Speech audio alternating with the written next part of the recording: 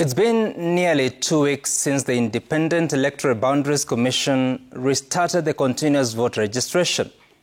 During that time, the trips to registration stations has been low. We have listened to Kenyans. There are those who see the essence of registering and those that have given up on that important step to joining the high table of decision-making in our democracy. But wait.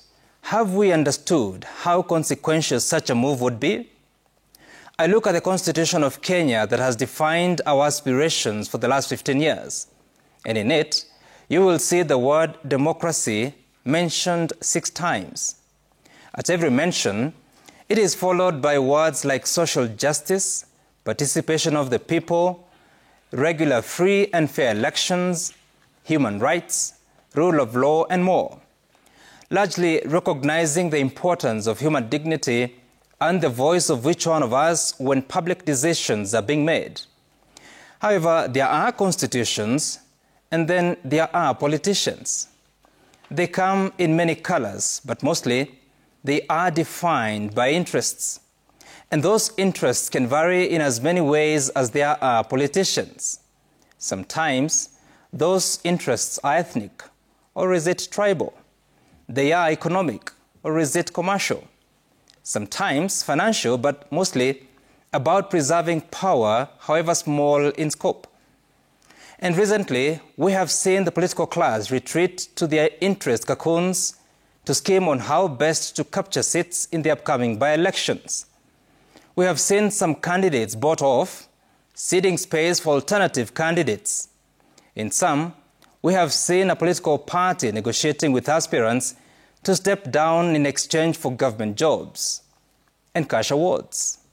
We have also seen some candidates stepping down to preserve the pride of some kingpins in some regions. In all those concessions, the people have come at the end to listen to the decisions of men, yes, men, not women, who, after careful consideration and wide consultations, have decided to back the candidature of Mr. X. Quite democratic, isn't it? And so when you hear some young Kenyans saying they will not bother to register or even vote since there is nothing they can change, you may begin to understand where they are coming from. Yet Kenyans, we have so much power in our hands, more than we like to believe. Imagine in the year 2022, less than 7.2 million Kenyans decided the presidential election. A whole 8 million Kenyans were registered but did not take part in that general election. Nobody knows what their aspirations were or are. Today, IEBC targets to register another 6.3 million Kenyans who have been issued with identity cards. Even if IEBC were to succeed to register all of them, it will make no sense if they don't participate in the next general election. At a time political parties and loose alliances scheme to predetermine the outcomes of the upcoming by-elections, it may seem a system already rigged to the disadvantage of Kenyans. But there is hope.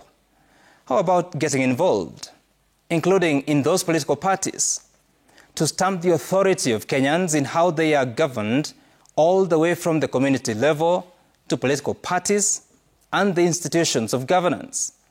You see, collectively, we have so much knowledge.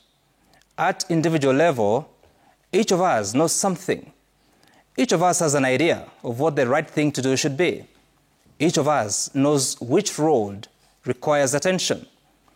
Each of us knows something about our health sector, even if nobody asks.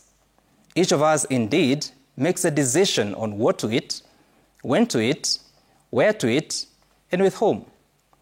How about taking the future of our country seriously? And if you cannot listen to me, perhaps you could listen to an elder. Gentlemen, if you just hang around and don't register, you are useless. No, true. You can't be useful. You can't be any use because you are not participating in the development of Kenya. And if you are hanging around just eating, I mean, surely you can't be very meaningful or useful at all. be useful. That's my sense tonight.